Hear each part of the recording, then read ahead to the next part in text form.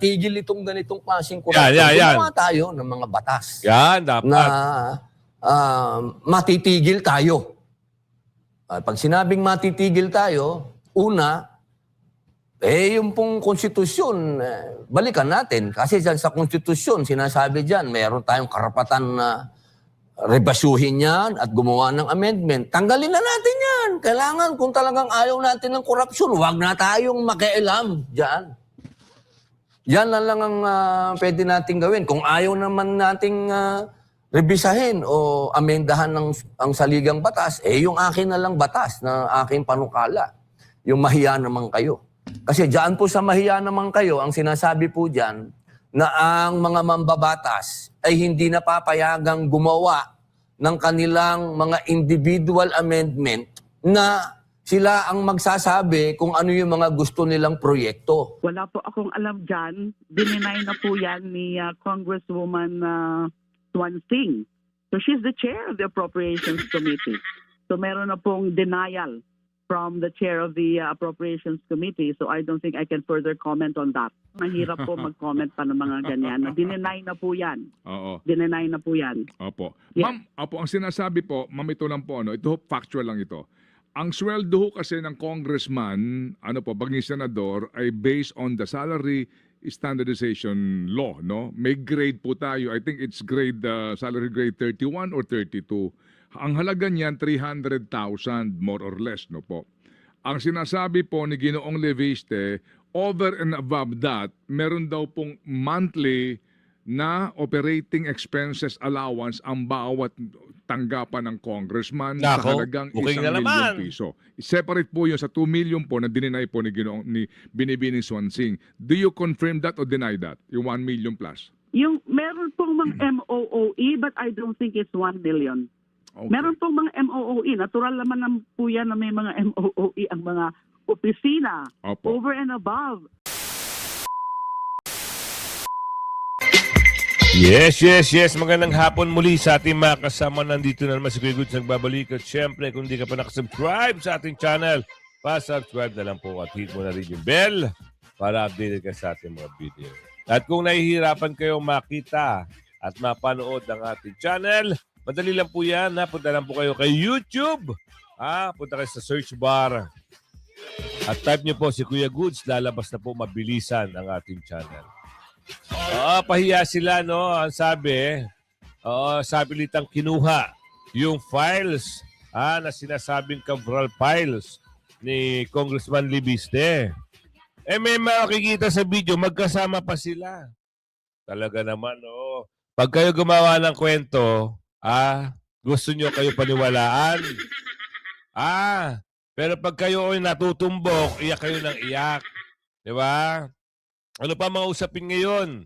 Panalo si Libiste, korte nagsalita na sa Cabral files. Naku, ayan na kayo, ha? Magsitigil na kayo. At Representative Samsin, pinabulaan ng aligasyon ni Representative Libiste tungkol sa 2M bonus. Wow! Salag-salag, ha? Basta nasusukol, napupukol, tinatanggi. Paano kung totoo yan? Di ba? Eto na. Sabi ko nga sa inyo, di ba, merong, ano ba tawag dito? Pagsasalita. Si Congressman Libiste. At ito pa ang balita. Magalong, may hawak umanong kopya ng Cabral files. Nahirapang magpaliwanag. Naku po, sino kaya nahirapan? DPWH, mahihirapan talaga kayo. Ilan na ho ang bumaboses ngayon, 6.79 budget sa 2020-26 now under true review. Talaga ba? Di ba matakaw ka rin sa pera? Itong ES ngayon, kilala niyo ba yung bagong ES? Di ba matakaw din sa pera yan? At Senator Robin Padilla, ano ito? Mahiya naman kayo, bill ni Senator Robin Padilla. No individual amendment, kickback, tatanggalin. Naku po, ito problema. Bukas 31 na.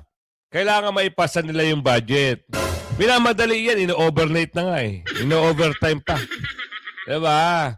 So meron silang meron silang mga congressman na, wow, ang bilis na ratipika. Talagang gusto nila mabilisan.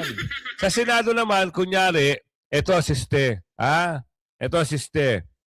Yung mga nagbumoto ng yes, na hayok sa budget, tuwan-tuwa.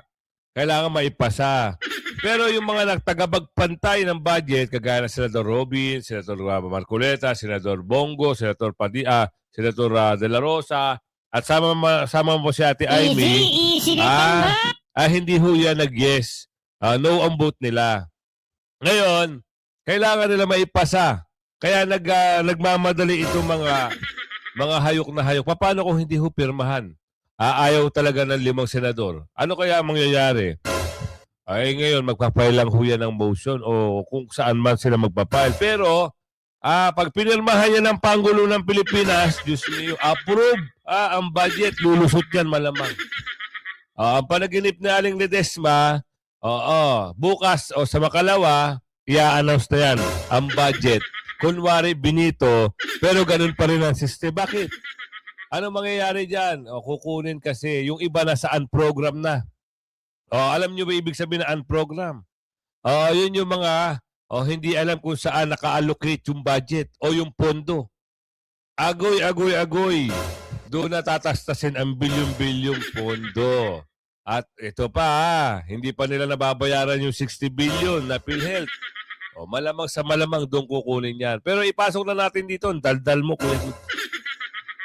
Ayon sa palasyo, forcibly taken or sapilitang kinuha ni Congressman Leviste kay Jose Cabral ang mga files. Kaya't ang tanong ng mga netizens kay Auntie Claire, paano yung forcibly taken kaya?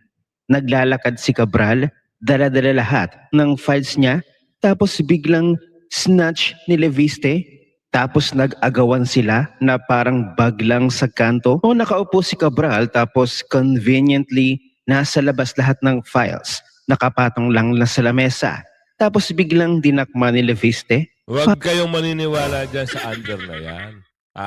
Lahat na mga pinagsasabi niyan, lahat taliwas. Ito, ebidensya. Yung Cabral files, hawak-hawak ni Kong Leviste. Di ba? Tapos sasabihin daw, nakipaghatakan, pilit-pilit kinuha. Diyos me, yung marimar naman. At ito pa ang masaklap. Yung naglalabas ng mga baho na mga magnanakaw ng bayan, yung pa ngayon ang paiimbestigahan, nababaligtad ang sitwasyon.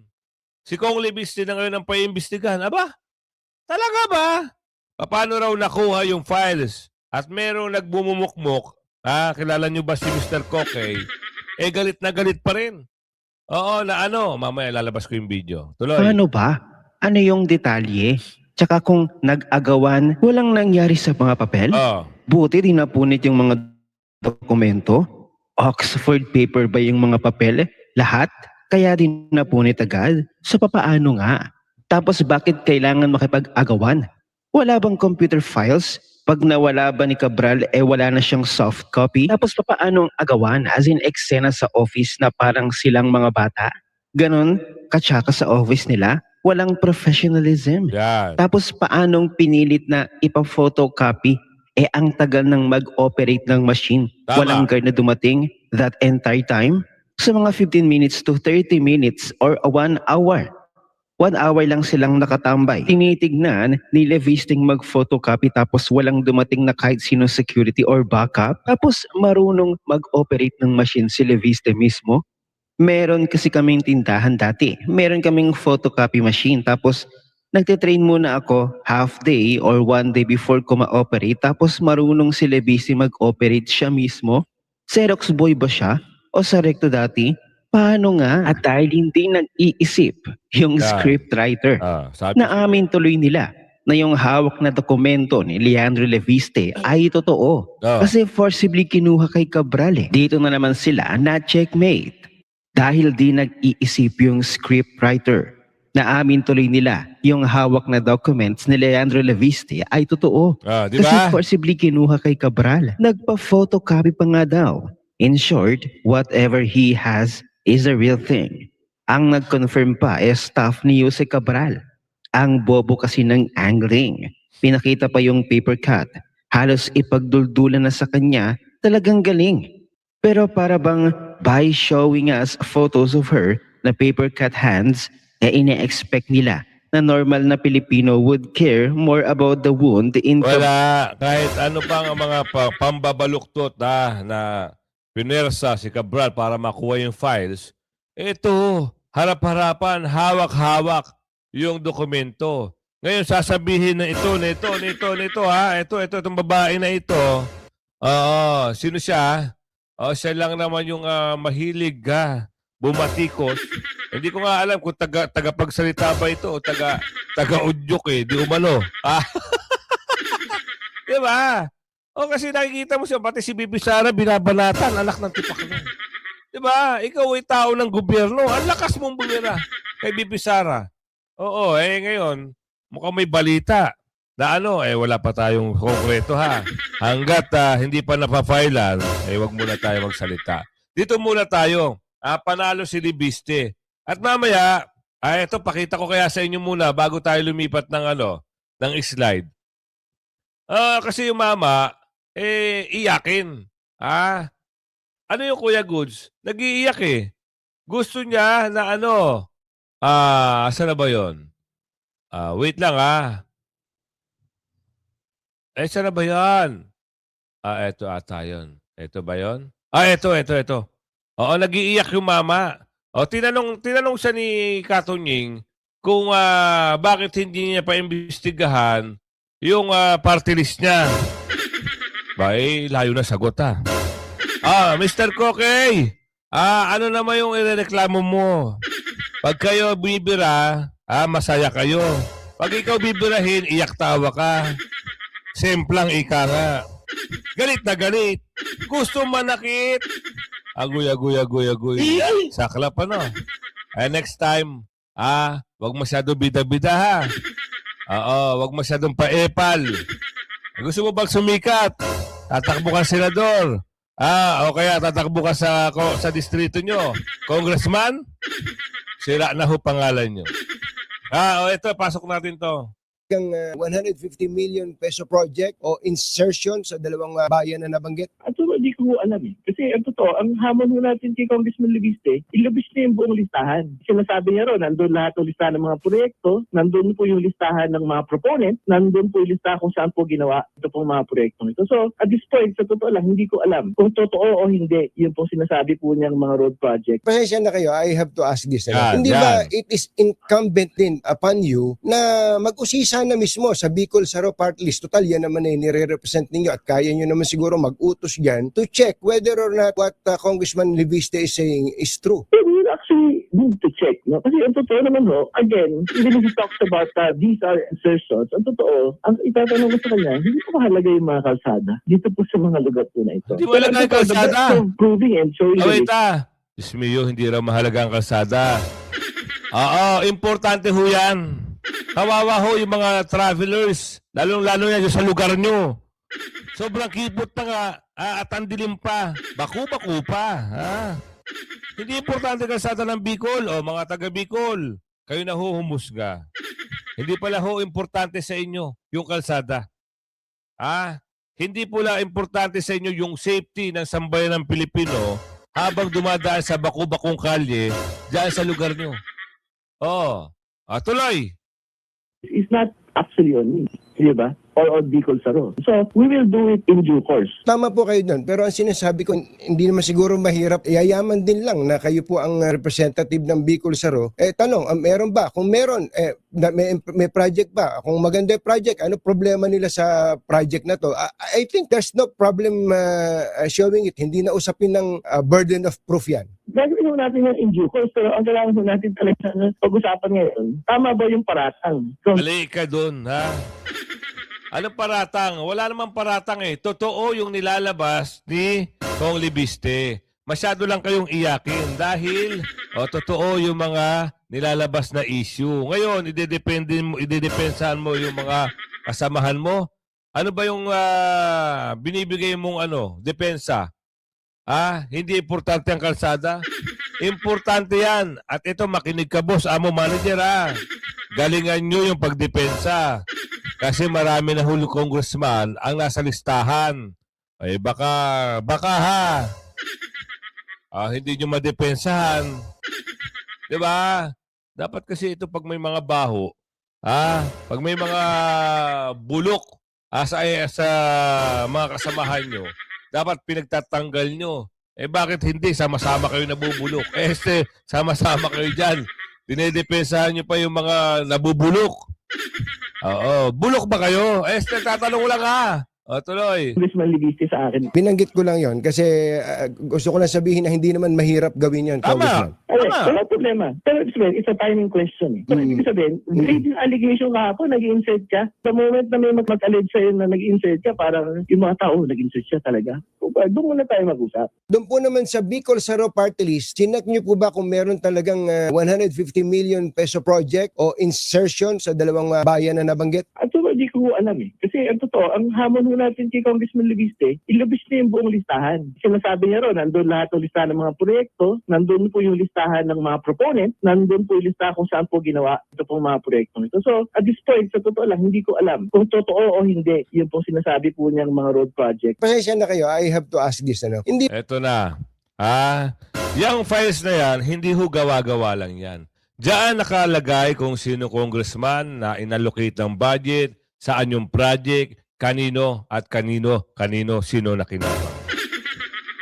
Hindi ho gawa-gawa lang yan Baka yan, pag nilabas at lalabas, for sure lalabas yan Dahil binabaligtad na nila si Kong Libiste. Pero, ganun pa man, huwag kayo masyadong magpapa-apekto mga kasama. Bakit? Isang itong patibong, na unti-unti na nilang inaalis ang usapan doon kay Balulong. Yung mali-malitang pera. Saan ka na? Wala na tayong usapin sa mali-malitang pera kasi ang issue na ngayon, eto na. Natumbok na. Ang alin? Yung mga congressman na may pangalan sa files. Di ba? Paunti-unti, natatabunan. Wala. Malaking isda ang makukulong. Kaya nga sabi ni former congressman Defensor, tama ba? Mike Defensor, na yung script nila, matagal na nilang pinagplanuhan. Booking, di ba? Pero, panalo pa rin si Libiste rito. Ano yung usapin dito? Pasok natin para maintindihan natin kung ano yung balita dito.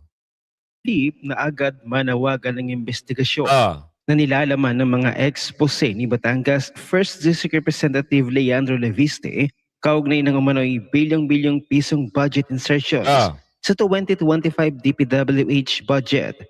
Ang pinuntirya ng palasyo ay ang paraan kung paano napunta sa kongresista ang tinaguriang Cabral Files. Ayon kay PCO Claire Castro, Ako mas yan naman mahalaga siya. umanong siyasatin kung saan at kanino nagmula ang mga dokumento na iniuugnay sa yumaong dating DPWH Undersecretary Maria Catalina Cabral, lalo't hindi pa umano ito nakikita o nabe-verify ng mismong DPWH. Inaw din ng palasyo na si DPWH Secretary Vince Dizon ay hindi pa nag-authenticate ng anumang dokumentong hawak ni Leviste, taliwas sa panawagan ng kongresista na ipa-verify ang mga ito sa kalihim. Kaya gustong paimbestigahan ng palasyo si Leviste ay tila gustong papanagutin ito sa pilitang pagkuha daw di umano ni Leviste ng dokumento kay Yuse Cabral. Pero Bakit ayon yun sa na? batas, nagagawa na naman ng istoryahe.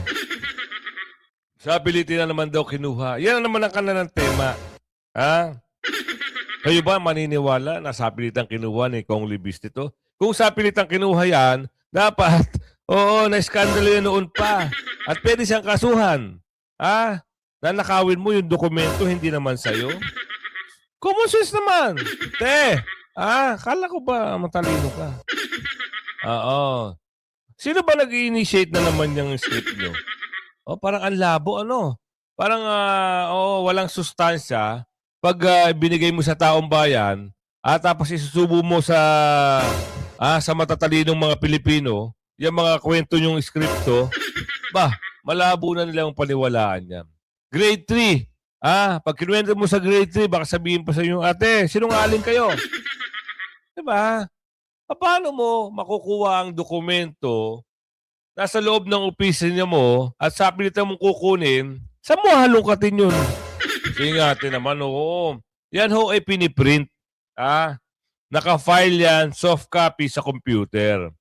Alam mo ba ang password? Alam ba ni Congressman Libiste yung password ng computer ni Cabral? Para siya ang mag-operate ng kanyang laptop at i-print doon sa printer? Diyos me.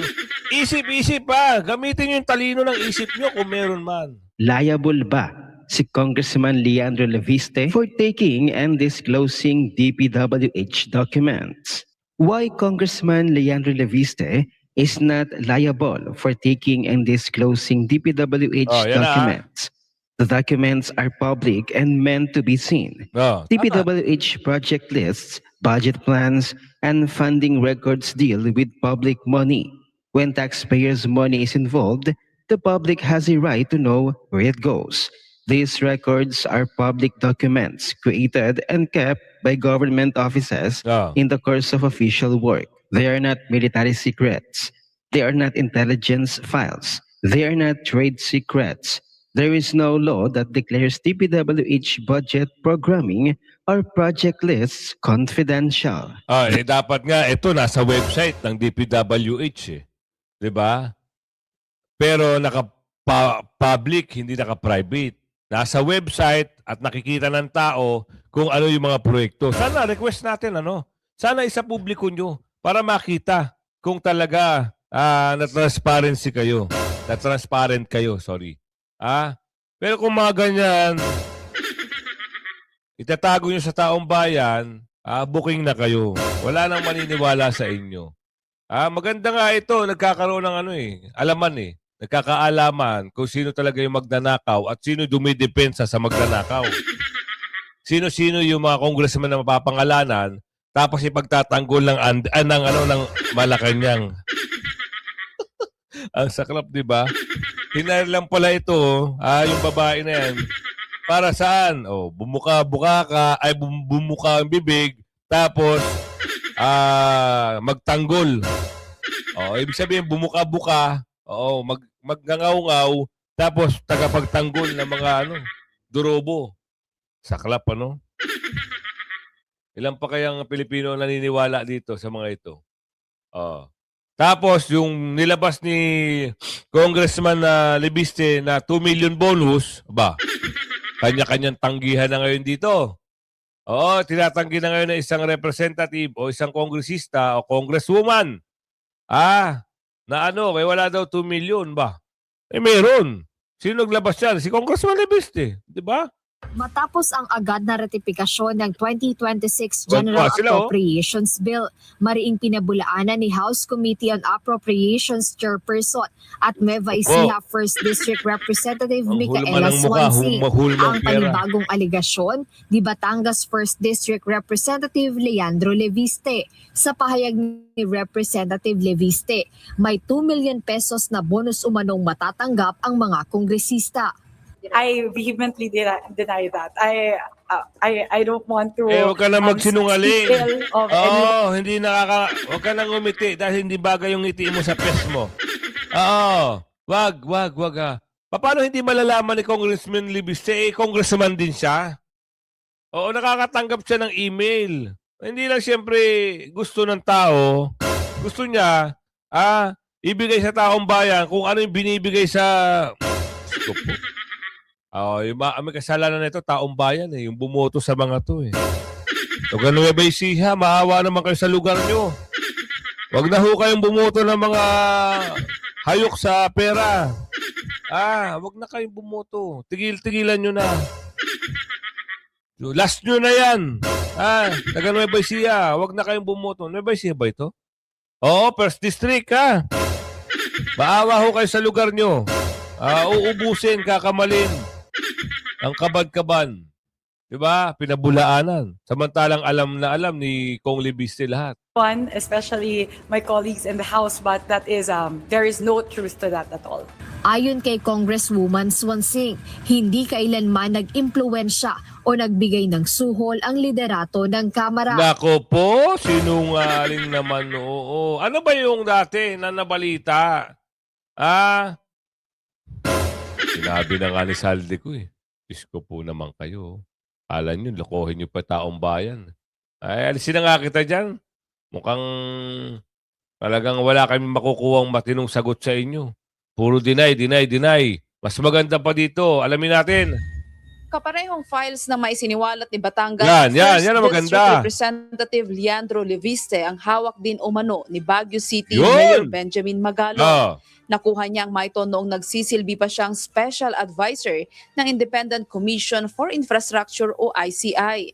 At natanong niya tungkol dito si dating DPWH Yusek Catalina Cabral nung una itong humarap sa komisyon.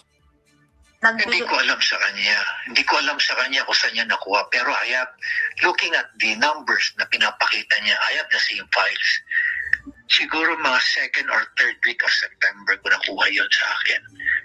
At inilabas ko yan sa ICI during the interview with, first time na interview ni Yusek Cabral. At nataranta siya noon. Nakita niya bakit meron ako noon. Nataranta siya. Kita ko kagad eh. Nataranta siya eh. Tapos nung pinapa-explain ko sa kanya yung mga numbers doon, nanginig siya eh, bigla siyang inubo, humingi ng tubig, tapos habang umiinom ng tubig, nanginginig siya. Tapos hirap na hirap siyang explain, nagpapalusot siya eh. Pero alam ko familiar siya doon sa ako na yun eh, sa file na yun. Sinabi rin ng alkalde na binigyan niya ng kopya nito si DPWH Secretary Vince Dizon. Ako nagbigay sa kanya kasi nung binigay siya, hindi niya alam eh. Pinakita ko muna sa kanya eh. Pati yung mga iba't ibang mga commissioners, bigyan ko rin sila ng mga files. kita mo, alam na pala to ni Dizon. Kasama niya yan, ha? Nag-imbestiga sa Davao. Dizon, huwag ka magsisinungaling ha. Si Mayor Magalong na nagsasabi. Binigyan ka pala ng kopya. Tapos ngayon, sabihin mo, hindi authentic. Ha? Hindi authentic. Kiss me yung marimar naman. September pa na kay Mayor Magalong na pala yung files na yan. Inubo ang babaeng Yusek. Inubo. Hindi niya malaman kung anong gagawin kasama ng pag-inom ng tubig. Nataranta. Ngayon lumalabas ang katotohanan na authentic pala yung mga file na hawak-hawak nito ni Congressman Libiste. Anong mangyayari niyan? Tanong lang ha, Mr. Dizon. Pagtatanggol mo ba? Yung mga masasabit sa pangalan nandyan sa files na yan. Tatanong lang kami ha. At ngayon, bakit tahimik ka? Sabi nga ni Manong Kid eh. Ang haba-haba ng panahon, parang nananahimik na kayo. Kung transparency naman pala ang gusto nyo, bakit hindi nyo ilahad sa taong bayan? Agoy. Bistado eh. Diba? Nabisto na sila eh. Akala nila ang tao hindi na tinitignan ang issue ng politika. Akala nila pagtapos na ang kwento at script nila, ang tao parang wala na lang. Nakaabang ho ang taong bayan, lalong-lalo na sa YouTube. Sa channel ni Kuya Gus, laging nag-aabang. Boss, recommend mo yung video natin, ha. Para mas maganda, marami pang makapanood kung ano yung nagaganap. Sa pandarambong diyan sa kamar ay sa bansa. First time ever na nangyari sa Pilipinas na sa isang panunungkulan ng Pangulo naubos ang kaba ng bayan. Mangungutang pa. Maniwala kayo sa maniwala, baka last term. Siguro mga last year of last term of panunungkulan. Baka humirit pa ng utang Kailangan bantayan nyo yan. Baka humirit pa ng utang. Pero sana naman, doon sa mga international bank, o kaya sa kung saan bansa mangutang, huwag nang pumayag, ha? Huwag pa utangin. Para masupalpal yung mga magnanakaw, kaba ng bayan. Diba yung Korea nga, diba, hindi na tinuloy. Bakit? Kasi, alam na, dodorobohin lang. Ano nangyari? Eto, may pahayag dito si Senador Robin Padilla. Mahiya naman kayo. Mahiya kayo. Totoo. Ang kakapal kasi ng pes ng mga magnanakaw na ito eh. Bill.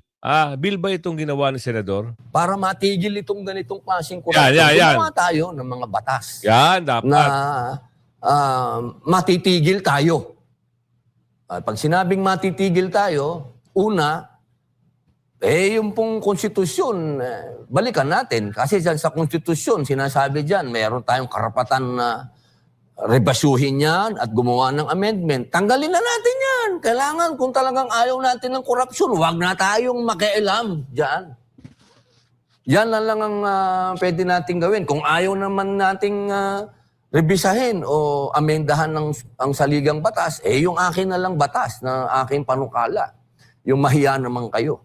Kasi dyan po sa mahiya naman kayo, ang sinasabi po dyan, na ang mga mambabatas ay hindi napapayagang gumawa ng kanilang mga individual amendment na sila ang magsasabi kung ano yung mga gusto nilang proyekto. Dapat po yan ipagbawal na. Tama. Para alam nyo, kapag yan ay nangyari, hindi, marami na rin ang hindi kakandidato. Tama, Hindi na tama. ho natin magiging problema ang political dynasty dahil pag yan ho ay tinanggal ninyo sa mambabatas, wala na ho palagay kung kakandidato kasi wala na Tama. silang kickback. Yun, bukid. Ang naman. Sir, yung issue po ng corruption ngayon, hindi po natatanggal sa psyche ng sambayan ng Pilipino. Alam mo naman sir, tayong mga Pilipino, noon tayo na mabilis makalimot. Dumadaan, lumilipas yung issue, pero yung issue ngayon ng corruption, kahit ngayon sir, nananatili pa rin. Anong tingin mo sir sa ginagawang paghahalongkat doon sa Cabral Files, issue po ng DPWH insertions, flood control anomaly, corruption sa kaba ng bayan, sir? Una po, ako po ay nagdarasal at nagbibigay galang po sa pagpanaw ni Yusek Catalina Cabral at tayo po ay nakikiramay sa kanyang pamilya. Nalulungkot lamang po tayo na kung sino po yung tao sana na makapagbibigay ng liwanag sa lahat ng ito ay pumanaw na. Alam nyo sa ngayon, mga kasama, ang hawak lang natin ay puro chismis na lang, ano? Puro expose na lang ni ganun, puro expose na lang ni ganito. Hindi na po natin malaman kung sino po yung paniniwalaan natin dahil yung pong tao na nakakaalam ay nahimlay na. Ang akin lamang pong masasabi po nating hiling at dasal at salmo sa ating mga kasama sa Senado at sa Kamara,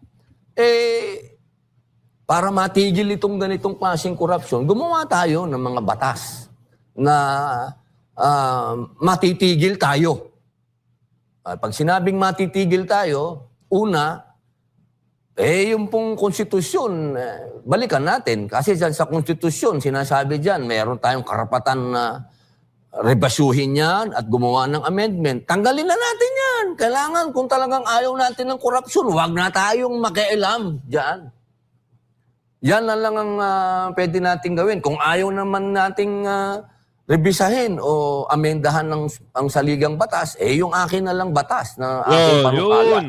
Yung mahiya naman kayo. Yan. Kasi dyan po sa mahiya naman kayo, ang sinasabi po dyan, na ang mga mambabatas ay hindi napapayagang gumawa ng kanilang mga individual amendment na sila ang magsasabi kung ano yung mga gusto nilang proyekto. Dapat po yan ipagbawal na para alam nyo, kapag yan ay nangyari, hindi, marami na rin ang hindi kakandidato.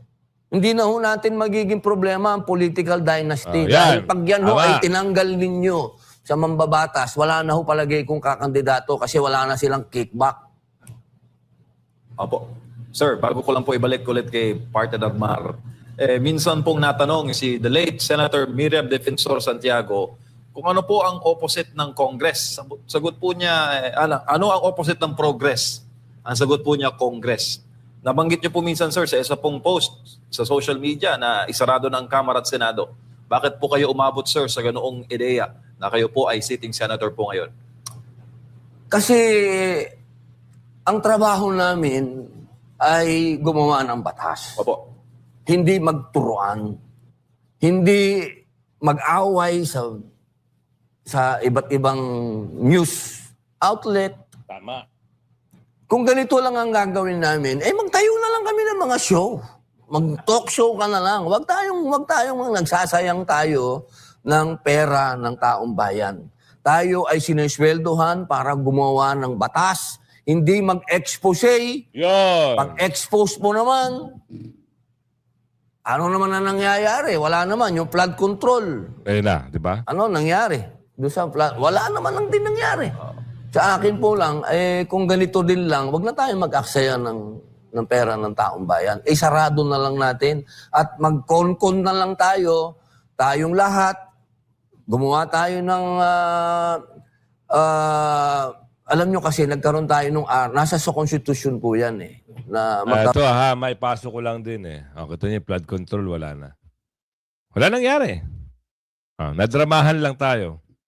Kunwari, pumunta yung si Balolong, pumunta doon si Charis, at yung mga ibang mga congressman na pumunta, pinatawag ko sa executive sessions lang sila salita. Pero sa taong bayan, sa live, ay wala. Sa media, wala. Yun ang drama nila. Ngayon, ito, may lalabas na naman ditong ano kaya yung, ano naman kaya itong, kilala niyo ba si Lai? Si Laylay. Wala raw siyang pakialam sa nababanggit na 2 million. Totoo ba? Alamin natin to. Congressman Leviste, sinasabi po niya na bukod doon sa 300K daw po na sweldo ng mga kongresista, meron daw pong binibigay na 1 million for operating expenses sa bawat kongresista. Okay nga na.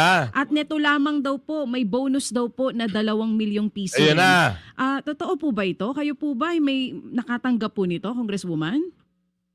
Wala po akong alam dyan. Dininay na po yan ni Congresswoman Swan Singh. So she's the chair of the Appropriations Committee. So meron na pong denial from the chair of the Appropriations Committee. So I don't think I can further comment on that. Wala po akong alam tungkol dyan. Oo. So kayo po ay hindi tumanggap ng 1 million na operating expenses. Wala pong ganon. Even the 2 million po na bonus. Yes. Oo. Yes. So at least Sa tingin mo, maniniwala kami. Nilatag ko itong issue. Sa tingin mo, Lai, maniniwala kami sa sinasabi mo. Mismo yung Marimar naman, Tuloy! Okay, opo. No comment na po ako dyan. Mahirap po mag-comment pa ng mga ganyan. Dininay na po yan. Oo. Dininay na po yan. Opo. Yes. Ma'am, ang sinasabi po, ma'am, ito lang po, ito factual lang ito.